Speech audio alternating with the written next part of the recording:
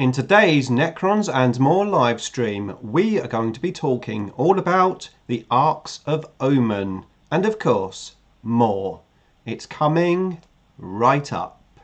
Necrons! Nick speaking, and welcome to this live stream. And, of course, Happy New Year! We are in 2023. Well, last year went incredibly quick, so hopefully this year won't be quite as quick. Hopefully everyone had a fantastic New Year and a fantastic Christmas break, whatever you did. I'm going to talk about my Christmas break in a second, but first of all, let's make sure that you can hear me in the chat. If you could let me know if you could hear me, that would be great. Let's see who we have. We have Mocha Bear's Hobby Den in the chat and in the stream for the first time. Welcome. He says, super excited. First live stream I'm able to make. We have Mark Kirby. He says, evening. Nick, happy New Year and all in the room. We have quite a lot of you in the house at the moment. We have Travis Hayton. He says, hey, Alexander Warren. Happy New Year, Nick. Can hear you. Fantastic. That is great to know. Now, as usual, I have my notes of what I'm going to say. But first of all, I'm in a different setting, as you could probably tell. Basically, I've got the table set up for a video which I'm making, and I've got my two cameras out, I've got my video light out, and usually I sit that end of the table, so I've switched ends. So yeah, sorry, but you've got my kitchen there in the background rather than pictures of Necron Girl. But there you go. So, December. Yeah, I had a pretty decent Christmas break. I only had 2 days off work. And sadly, my fiance's dad was in hospital all over the Christmas. So that was a bit of a downer, unfortunately. But I did spend Christmas with my eldest daughter and my mum. So that was nice. And of course, with Necron Girl as well. So that was nice, and family time together. But sadly, a couple of days ago, my fiance's dad passed away. So that's not great. And yeah, it's been pretty stressful the last couple of days. My fiance is currently in London with the family, and I'm holding the fort here back in Portsmouth. So yeah, not great. Not a great start to the year, unfortunately. And on top of that, my fiance got made redundant in December as well. So yeah, but you know, it's a new year, so hopefully things will improve. Mocha Bear says, my condolences. Thank you very much. Thank you, everyone. Yeah, it's not nice, but he has been ill for quite some time. He's been in and out of hospital for the last few months. So it wasn't necessarily unexpected, but it's always, you know, it's always a bit of a shock. So yeah, we've got the funeral next week. So yeah, but there you go. Let's move on to other stuff. So yeah, 2022. I'm going to have a quick run over of my hobby that I did in 2022 because it's actually a reasonable amount. I always look back at the year and see, you know, what have I done exactly. This year I thought, I haven't really painted that much, but when I made a list, it wasn't too bad. So we're going to have a look at my list. I'm so sorry to hear that. Thank you, Alexander. My condolences. We had a rough Christmas as well. We found out my wife has breast cancer. Ouch. Oh, sorry about that, Travis. And she's actually at her first chemo treatment as we speak. Well, fingers crossed and good luck to you. So yeah, so let's have a look at my hobby. I managed to build and paint a 25 Lich Guard. Some of those were magnetised as well. 10 of those were magnetised. I did a 3D printed Doomstalker. I painted a 3D printed Nightbringer. I painted my Void Dragon, which I really loved painting, also miniature. I built and painted 12 Scorpec Destroyers, 6 Ophidian Destroyers, 2 Hexmark Destroyers. I did my 35-year anniversary miniature conversion and painted that. And that was part of me painting 10 Necron characters. And I actually did some non-Necron stuff as well. I painted my Tyranid Parasites of Mortrax, whatever it's called. And I painted some terrain for my tournaments that I had as well. So overall, not a bad amount of stuff that I did. And I played lots of games. So yeah, I was really happy with my year in the hobby. And I haven't done that all that hobby with compromising either the sort of quantity of uploads of videos that I've done or with the time that I spent with my family. And you do need a good mix, and that's what I try to do. I try to split my time between work, family, YouTube and hobby, or YouTube and hobby comes all together, of course.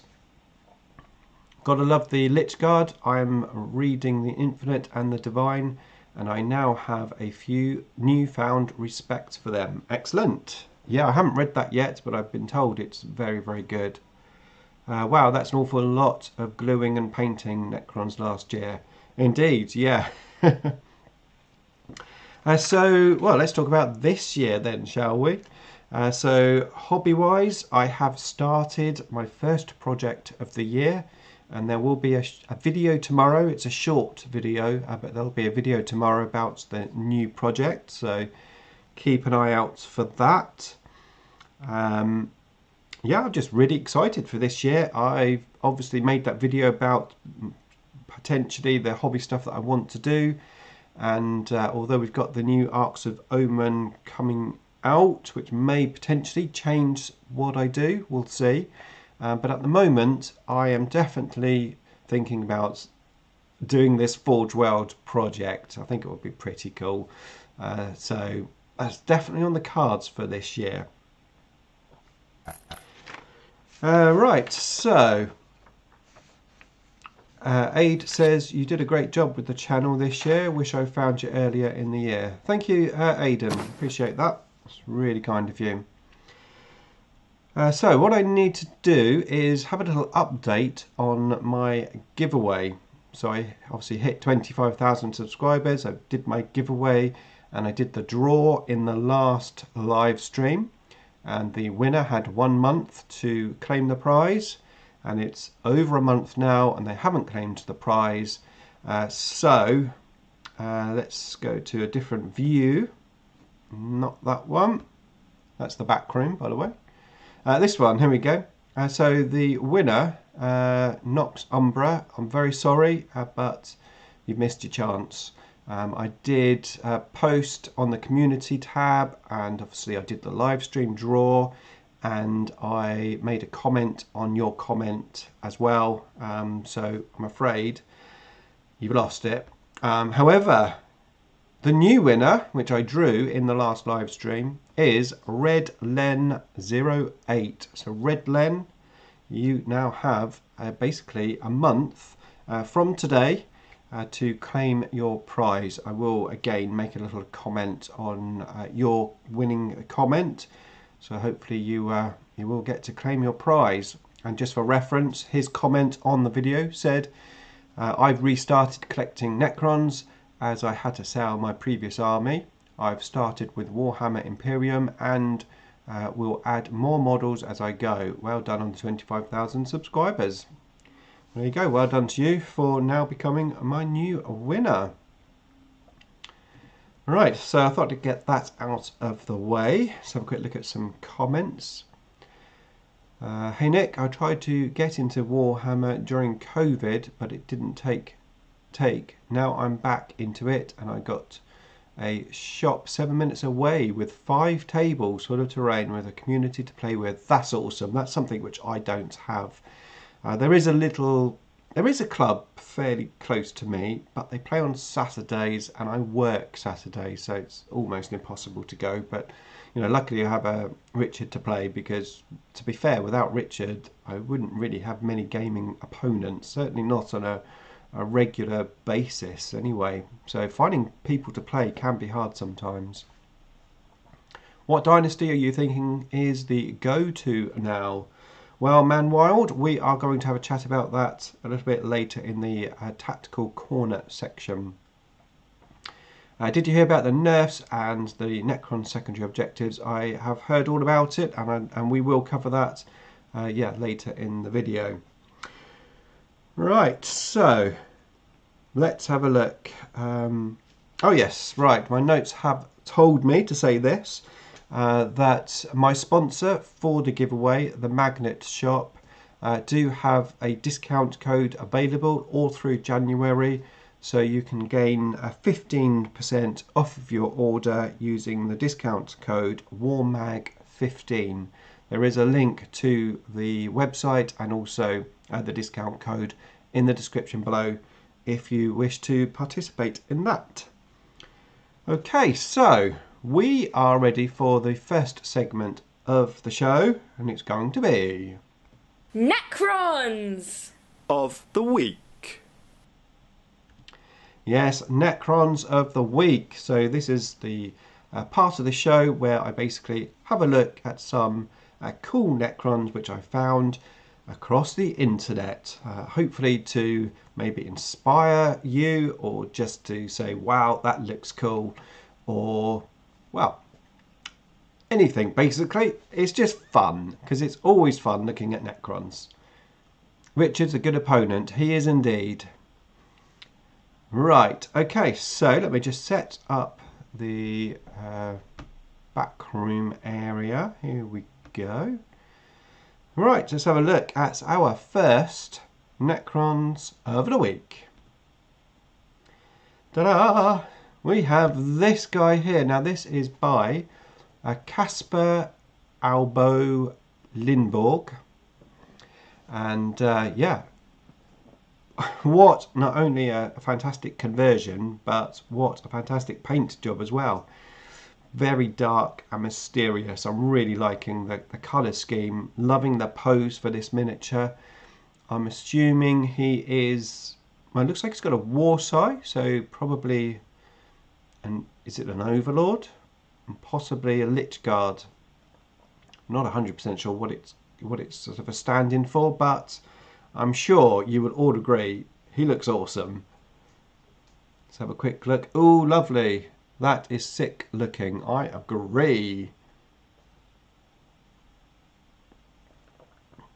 Yeah, I thought I'd definitely show you this one, because as soon as I saw it, I just thought, wow. Now, I think we might have some other pictures. Let's have a quick look.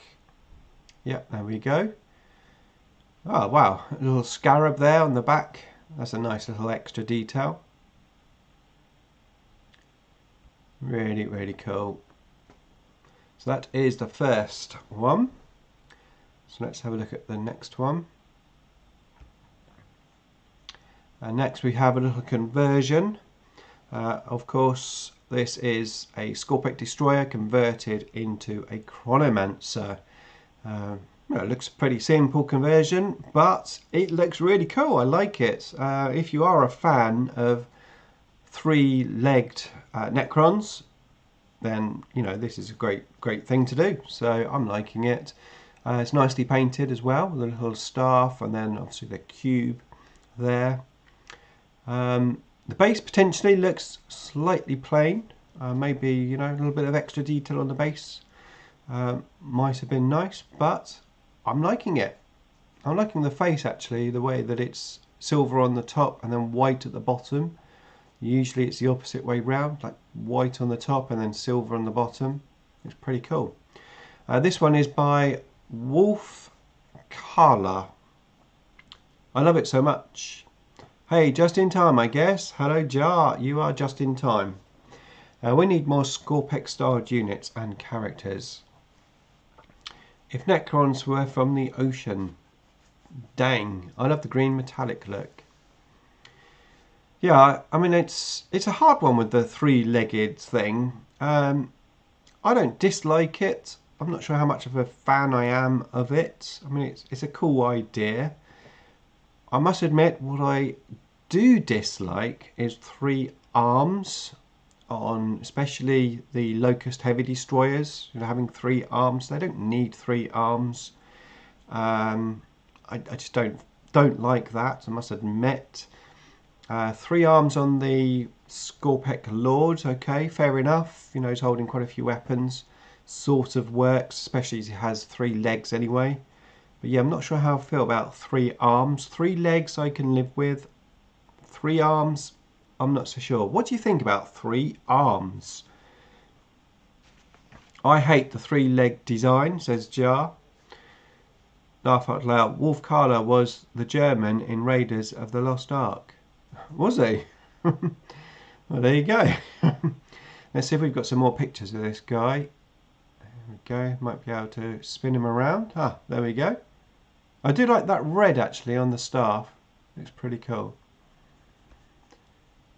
There we go. There he is in all his glory. 3 arms depends on the weapons and gear for me. Yeah. Now I've got something very different for you with the next one. The next one is just for fun. And yeah, I've just got to show it to you because when I saw it I thought, that is cool. It's also funny. Here we go. This is by Quartermaster Jack. And he says, alright, I get they're machines and infinitely augmentable. Yeah, it reminds me of the elongated man. Possibly Mr. Gadget, Inspector Gadget. I thought it was a fun little conversion, obviously using the Gauss weapons for extended legs and arms. We have a laugh emoji from Mocha. I wish Locust heavy destroyers even, had 3 arms, but one of the arms held a smaller firearm instead of on the big gun. It just looks really weird on the big gun. I can see, okay, the gun's heavy, but they're Necrons. It's a machine effectively holding the gun. Surely they can just hold it. Why would you make a gun that you can't hold? If you can't hold it, it would go on a platform rather than a 3rd arm. I don't know. I just can't get my head around it. Some found use for the Gauss players. Yeah, someone did find the use for it. Okay, we have the clone guys from Star Wars here. I was thinking he's got to go Gadget limbs. Yeah, definitely it's the Go Gadget. I like him. He's fun. He is fun. I'd like to see him painted up, actually. Saw great death marks on... Oh, where are we? On top. Oh, saw a great death marks top with Scorpec Destroyer tripod legs conversion for 3-legged Locust Destroyers. Sounds pretty cool. Would you ever consider retiring the thumbnails, or does it really help the algorithm that much? Well, that's interesting because there is a little bit of a change with YouTube. They have stopped you putting thumbnails on shorts at the moment, and there was rumoured that thumbnails on main videos was going to go in favour of autoplay. So, you know, when you're scrolling, the video auto plays, and that's where you decide whether you want to click or not. But apparently that isn't happening. Someone at YouTube has confirmed that's not happening. So thumbnails are still staying. Thumbnails are incredibly important, probably the most important thing, because it's the thing that potentially stops someone scrolling when they see your thumbnail. And the idea is to have a triangle, so that you have your thumbnail, the title, and then you have the content, and they all need to match, and they all need to portray like a story. So there's no good having the thumbnail basically like with the same words as the title. You know, they've got to portray as much of the story as you can get, and try to entice obviously people to click. So basically thumbnails, yes, they are staying, and I'll be keeping them. Genuinely curious, not trying to be rude. Yeah, no trouble, no trouble. Right, okay, so let's have a look at back to normal Necrons of the week. We have this guy, which I thought was very, very cool. This is by Matt Van Rugen. And yeah, obviously this is it the Night Gaunt model, or at least some of it. We've got the Scorpic Lord arm, which to be fair does look a little oversized for him, but it works, it works. I really like the way the shroud has gone over his face. Potentially, you know, a bit flayed one-ish. You could potentially add more of that and maybe make it into some form of flayed one. A night haunt Necron, yeah. Love that with the night haunt face. Yeah, it's really cool, and it works, doesn't it?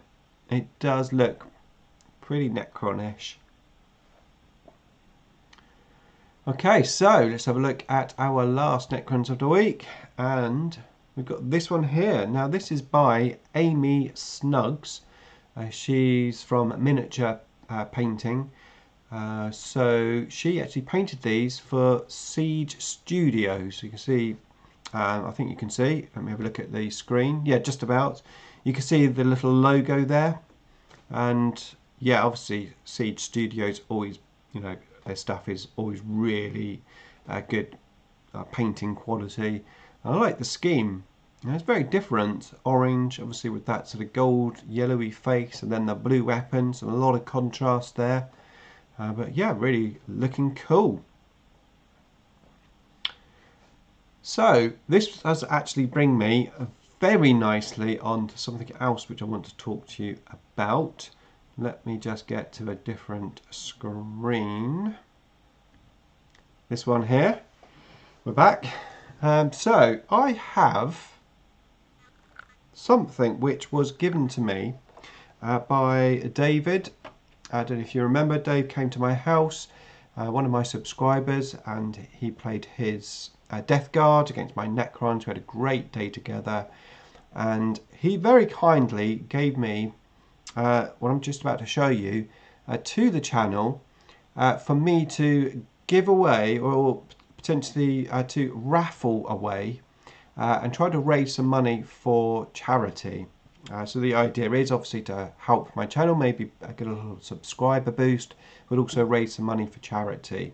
And it's directly linked to Siege Studios because they painted it. So we have a very cool looking Triarch Stalker, and I don't know if you can pick this up on the camera, probably not, but his little orb has got some freehand on, and it looks really cool, really nicely painted. And to go alongside him there are 3 wraiths, and yeah, this is the first time I think I've seen these wraiths sort of close up, because obviously I have the old metal ones. These are huge. I mean, these are massive compared to my ones, I must admit. And they seem to have the particle caster, at least that one's holding a particle caster.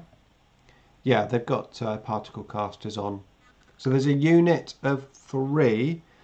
I've got the certificate of the certificate to say that they were painted by Siege Studios.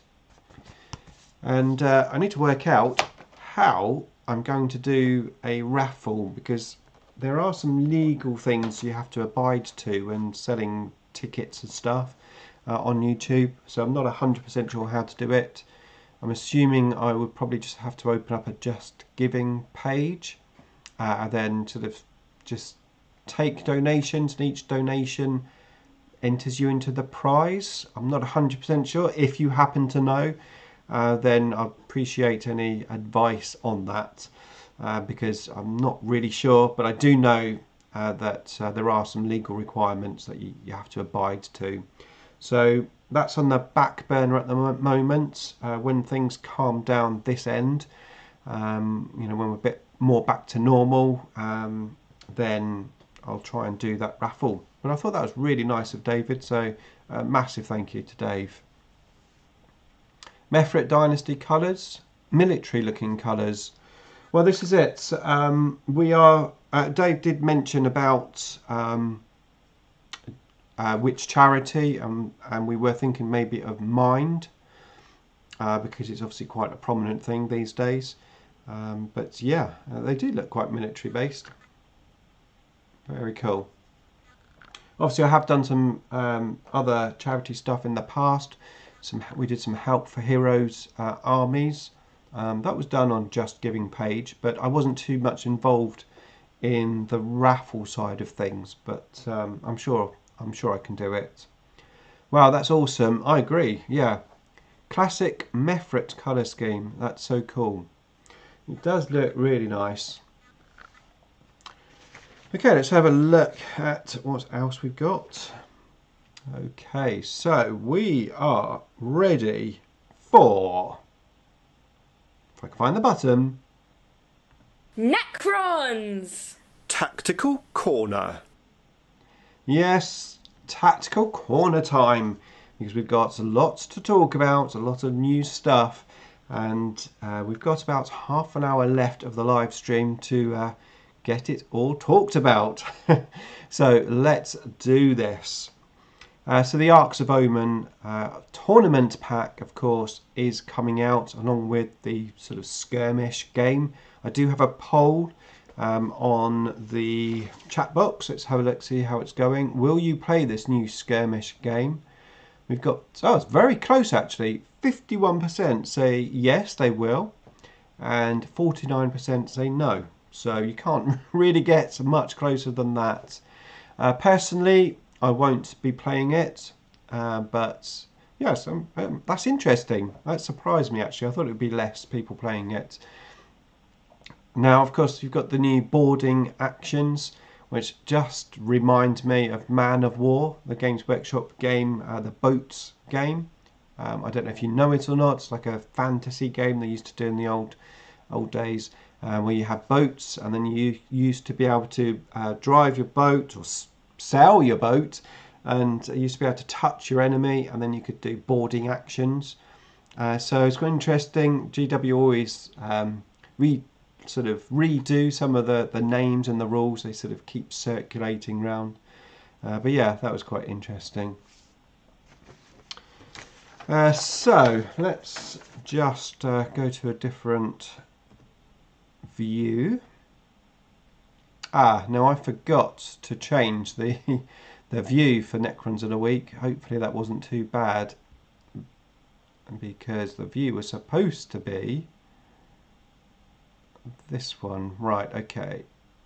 Apologies while I just unprofessionally sort stuff out. So many buttons. Right, hopefully we are in the right screen. So Meta Watch. Not only have we had obviously this Meta Watch, we had one previously, and of course we had some leaks as well. So we're just going to run through the new Arks of Omen tournament pack and have a chat about it, obviously particularly for Necrons, because obviously that's our main focus. It could be our main focus, but it's our main focus. Have you noticed that the Mighty Reanimator didn't get any buffs? I always said it's absolutely broken. I did notice that, and I also noticed your comment on I think it was on Planet 40K's video about that. So yeah, of course we are getting the new balanced data slate. We're getting the new Minotaurum field manual, which is basically the points, and of course we're getting the Arks of Omen. Well, match play book. So let's have a quick look as we scroll down. So yeah, we're getting the Grand Mission Pack, the Arks of Omen book, and the first thing we're getting, a massive change, of course, is the new detachment. Now this detachment is mandatory. So if you're playing the Arks of Omen book, then you are playing this detachment. Now this detachment is very interesting because basically it's sort of a bit of a step backwards, but I also personally think this is a step forward. I think this is going to be what we might see when we get to 10th edition, an all-in-one, easy to use detachment, or at least at the start of 10th edition, I think potentially as it goes on, we might get more detachments, but I have a feeling it's going to be simplified down. In the old days, it used to be one detachment, one HQ, two troops, and then three of each of the rest. So they've sort of gone back to their roots here. So now it's one HQ and a mandatory three of one of the different slots. So 3 troops or 3 elites, 3 fast attack, 3 heavy support, and 3 lords of war. And that is your compulsory take. So this, of course, is going to help a lot of armies that basically don't really use troops that much. Now, obviously, the initial thoughts are, well, Necrons are going to really benefit from this because of the fact that we generally are taking the objective secure dynasty. More on that in a minute. So, yeah, we, of course, are usually taking outright detachments or vanguard detachments. Now we can take our 1 HQ, we don't even need 2, and then we can have, say, 3 fast attack. And then, of course, we got the added units here. So, of course, up to 9 troops, an extra 3 elites, fast attack, heavy support, 3 Lord of Wars, 3 HQs, and then obviously 2 flyers, which is restricted as it was, 3 fortifications, and then potentially you've got elite characters as well. So maybe like for the Hexmark Destroyer, could be pretty useful. Now, there's quite a few good things about this. Obviously, having the Lords of War in this detachment is great because then you don't have to pay any CP for Lords of War. And also, as they are part of this detachment, your dynasty code is going to be working, which is pretty cool. Now, you are still restricted to the rule of 3, apart from troops.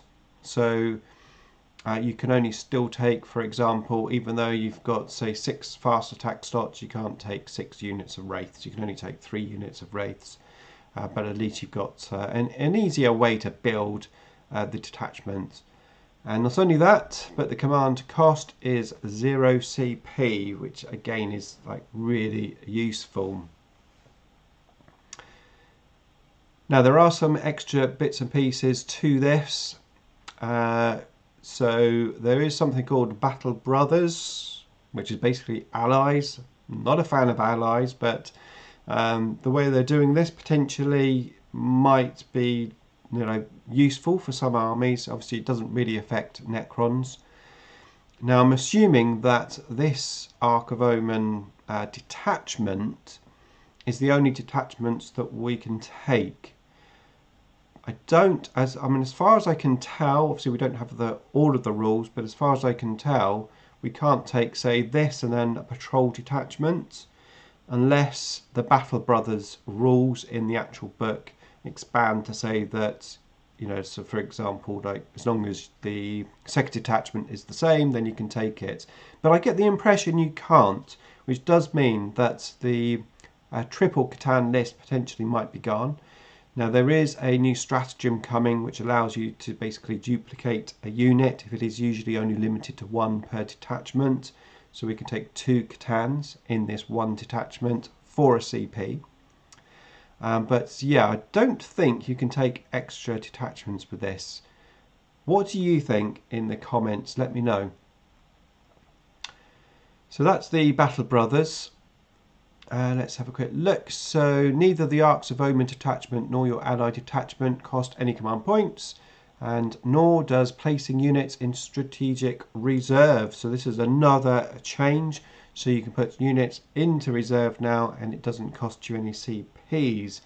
Potentially for armies that put units in reserve basically for free, like a lot of our units. You know, this isn't necessarily a good thing, but on the other side of the coin, you know, if you can put stuff in where you would normally have to pay, let's say like the Night Scythe bomb, you know, you want to put your Night Scythe in reserve and then maybe some units of Scorpec destroyers, you know, you're not going to have to start paying CPs for that. So you start with 6 CPs, there's no CP reduction for your detachment, and potentially if you're taking the Silent King, you're of course going to get his buff as well. So you're going to get some extra CPs there. You do still have to pay for your Warlord traits and relics. We can't use the Silent King in a detachment that is not Zerican. That's interesting. I hadn't actually thought about that, to be honest with you. That's interesting. I have to have a think about that one. So yeah, we still need to pay for relics and Warlord traits. So yeah, you're still going to be spending a couple of CPs or so, but at least we've got more CPs to play with. Now, what I was thinking with this particular detachment, my instant thought was Cult of the Cryptek.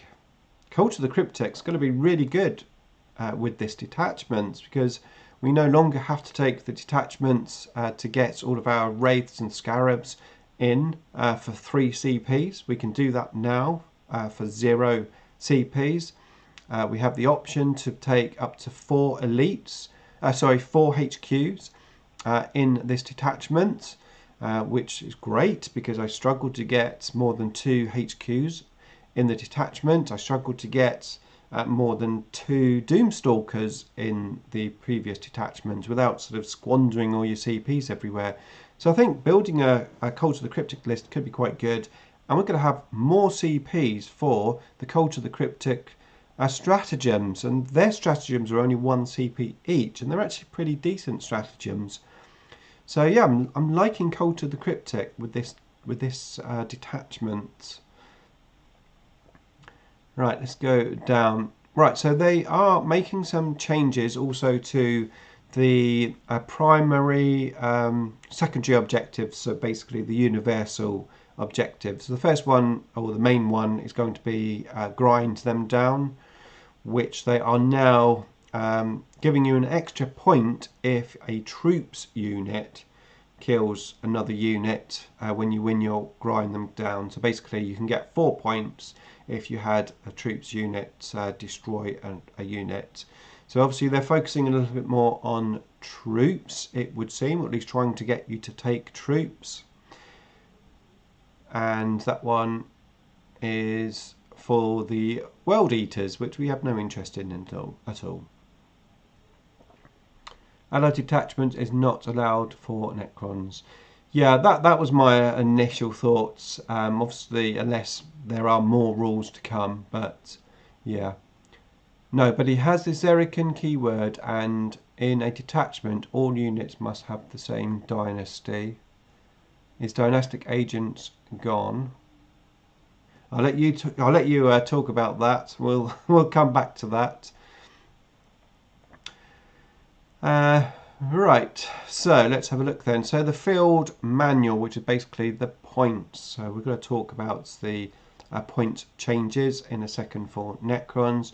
It has been noted, some highlights with Space Marines, Chaos Space Marines, Tyranids, Gene Stealers. They've all been changed to hopefully bring them up to speed with the rest of the 40k universe. But yeah, points reduction. So I've got a list which I printed out. So this is what we've got, and they are all reductions. There's no increases. So Necron Warriors have come down 2 points. So they're 11 points now, which is going to be pretty useful because we're going to talk more about that in the as we move through the new rules. But Warriors coming down in points, really useful. We needed cheaper troops, and now we've got them. Very nice. Yeah. We've got death marks coming down 2 points.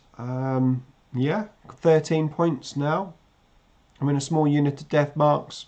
Quite a nice little distraction unit, but I don't know if that's going to change the meta that much with death marks.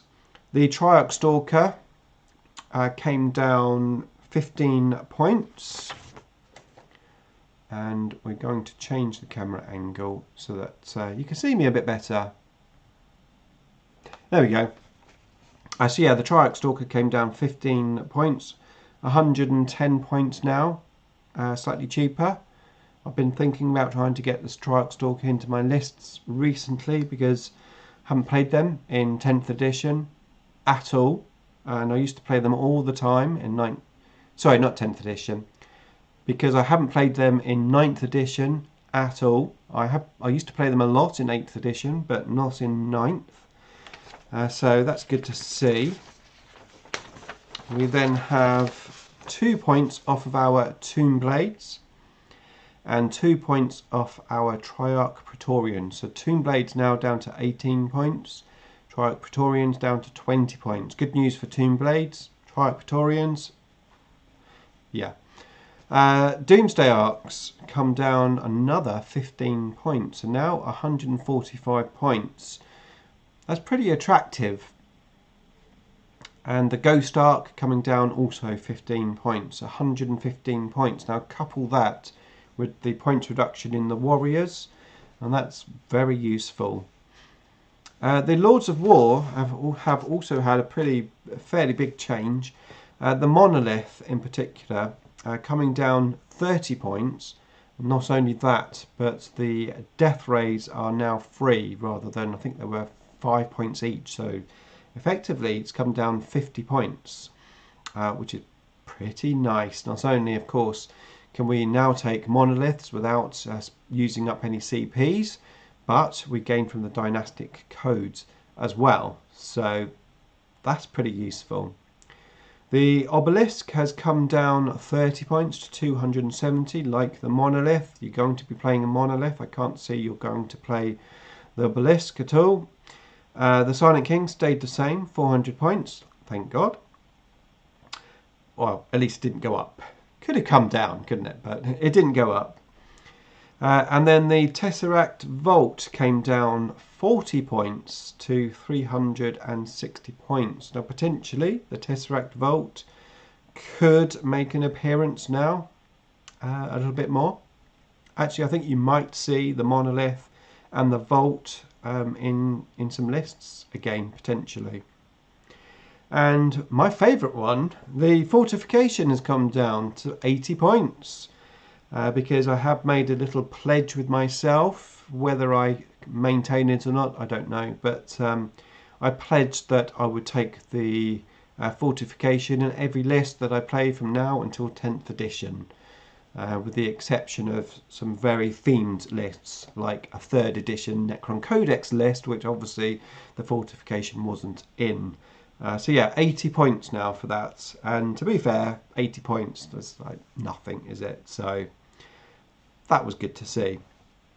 Now we have had some Forge World reductions as well. They have reduced the Canoptic Acanthrites by 5 points, so now they are 35 points each. And the Tomb Sentinel has come down 10 points, so that's now 100 points. That's just the 2 changes for Forge World. Honestly, I just don't know why the Seraptic is still stuck at 600 points. That's just ridiculous. I'd more than happy pay 600 points if it had a 4+ invulnerable save rather than 5+ invulnerable save. But yeah, for the rules, 600 points, no thanks. Yeah, no. So that is our points reductions. Let's have a quick look at your comments before we move on and have some coffee. Jar says, Triarch Praetorians now 20 points. Yeah, damn, I'm dying here. 80 points, great model, and still a joke. It's still a joke, but I enjoy playing them. They are fun to play. I enjoy them. So I'm gonna keep playing them. Yeah. Let's just scroll up my comments. Oh, if I can. How do you scroll on this thing? I'm using my daughter's laptop for the comment, so bear with me. Oh my god, I've scrolled everywhere. I think I've totally lost the chat box. Oh look, so professional. Necron girl, help! Where are you? Right. I have it. I have it. Right. We need some points reduction. For 10th edition, I would like to see an additional troops option. Indeed. Indeed. Triarch Praetorians, we did that one. Doomsday Ark, very attractive now. Also Ghost Ark is a good pick. Love the points drop, just wish the Doomstalker got one. Yeah, I mean the Doomstalker is not that, so it's not sort of exactly overpriced, is it? True, 600 points is just too much and such a shame. I love the model. The new secondaries, we'll talk about those in a second. Praetorians don't have obsec. Yeah, now obviously yes, it's great, we've got some points reductions, very nice, but then again when you look at some of the other factions like Arks for example, they've got some nice points reductions as well. And that's the thing, I mean if it was just us getting the points reductions then it's going to benefit us, but if everyone else is getting them then we're going to basically be in the same boat, aren't we? It's not actually going to make a huge amount of difference in the long run, but in terms of list building at least we've got more options to get hopefully just a few more models on the table. Right, let's go back to the table down view. Now of course the points are free to download, so you don't necessarily have to buy any books. You've got it right there. Well done Games Workshop. Now let's get the rest of the rules like that. Right, the balance data slate has of course come out as well, and there's no change for Necrons. I mean, if I stand corrected there, let me know, but as far as I'm aware there's just no change for Necrons in the data slate, not for our actual army. However, Armour of Contempt is gone, which will affect the Necrons because of course that -1 to AP that they had, which you know was a pain, let's face it, it was a pain, but it does help us a lot, especially with warriors.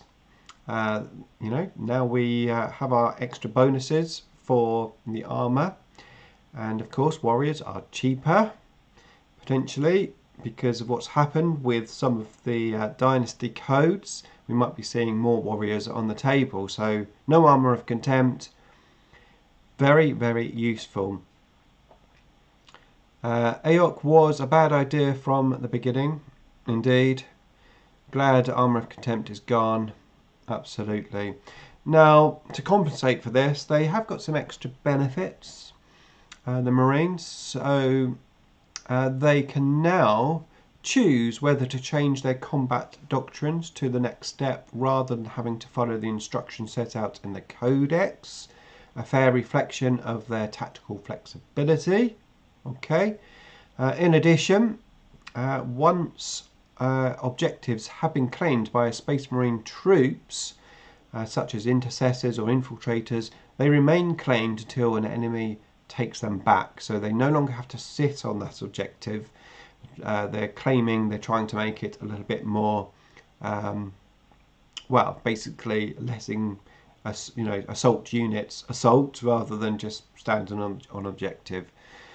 So they've got some extra benefits there, and of course another sort of nudge for people to take troops as well. So obviously troops I think is something which Games Workshop probably wanting people to start to buy a little bit more. They probably had sales drop in troops, so yeah, now we want to sell some more troops. Okay, so let's move on. We had some updates for Harlequins and Demons and Tyranids. I'm not going to cover them here because we're really talking about, of course, the Necrons. So, a small change to the rules regarding custom dynasties means that the dynastic code created with Eternal Conquerors, which grants objectives secured cannot also take an additional code from the Circumstances of the Awakening. So basically now we can't take Relentless Expansionist to go with our Objective Secure. And let's face it, that basically is just totally killed that custom dynasty, because you're not going to take that custom dynasty, because if you did want to take it and say, well, actually I still want Objective Secure, well then you're just going to take Nyalic instead, because at least then you get Objective Secure with a few extra bonuses. So yeah, that dynasty is basically dead. It's not just like nerfed, it's like gone. Because you're not going to take it. There's no real reason to take it. If you take the Nyalic dynasty, you get to use the command protocols, both of them. You get the extra, obviously, stratagems, the warlord traits, and of course you get the extra dynasty code buffs. Now the question is, will this dynasty outshine all of the other dynasties? Well, maybe we need to look at a few further details. I'm probably going to edit this and make it into a video. Let's have a look at my notes. It's not gone, it just went to sleep again. And the Nyalic stratagem is pretty nice. Indeed it is, yeah. I haven't used Nyalic since 7th edition, so it might be nice to try it out. Yes, so we are going to move on to secondaries. So let's go to this view, because right. So we are now going to have a look at some of the new secondary rules. Now there isn't anything posted on the community post that we were looking at, but we do know about some of the rules via other means. So we've got a couple of changes that we know about. The first one is to ancient machineries. So now basically core vehicles can't do the action, which is fair play, really, to be honest, because vehicles doing actions is a bit out there, and especially if you're taking the protocol where you can do actions and shoot, so like annihilation barge, moving on objective, doing an action and shooting. I can see why that's been nerfed. I'm not unhappy about that. I think that's fine.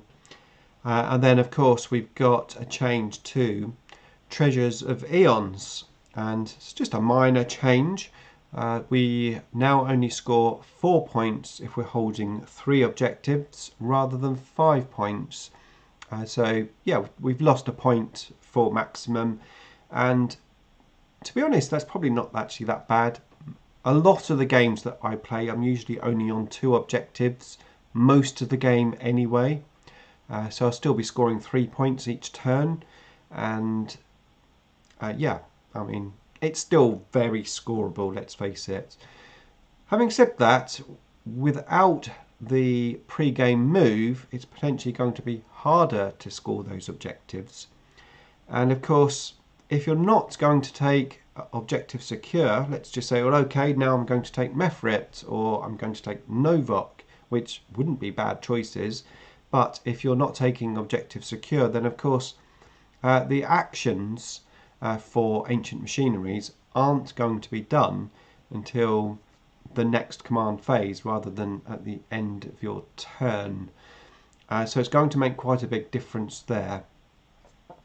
So it is a tough one overall to decide which is going to be the way to go. I think the initial reactions will probably be just to play Nyalic at first. That's probably what I'm going to do. But I've had good experience playing both Novok and Mefrit, or mainly Novok, but I have played Mefrit, and both of those dynasty codes definitely have some good things about them. But scoring objectives, there's no doubt about it, Objective Secure was the way to go, and that pre-game move was a really nice add-on to the Objective Secure, potentially Rad Wreathed as well, a nice add-on. So Yeah, we've definitely had our tails clipped a little bit here, but I don't think it's as drastic as maybe it could have been. A few points changes was nice, sort of it softened the blow a little bit. I would have liked to have seen maybe a few little changes somehow with our rules, potentially via the data slate, but that hasn't come. But I think considering that a 10th edition is probably just around the corner, I think overall we're pretty good. I did note that in one of the community posts they said that this Arks of Omen release is for the first half of this year. Now usually the chapter approved release is no, it's only the data slate, isn't it, that's every quarter. The chapter approved is every 6 months. The data slate every quarter. So forget what I just said. Yeah, so this is going to take us to June. Will 10th edition come out in June? Potentially. I certainly wouldn't be surprised if it did. I think we've got to that stage now where I think 10th edition might be coming. But what do you think? Let me know in the comments box below. In the meantime, if you want to see some of my other videos all about Necrons, then here is a video for you to watch next. I just threw that in there because I'm going to edit that at the end of the video. Right, there we go. Just about right. We have about 5 minutes left to do some questions and have a look at some of your comments. And yeah, tell me what you think. We have Richard in the house. Hello, Richard. Technical issue with the internet. Only just got it back. Never mind, Richard. I'm sure you can watch it back.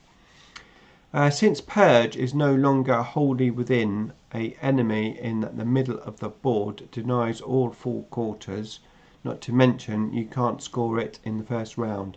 I haven't seen the Purge secondary, to be honest with you. But if that is the case, since Purge is no longer wholly within, that's interesting. That's going to make a massive difference, actually. Yeah, that's going to make a massive difference. It's going to be interesting.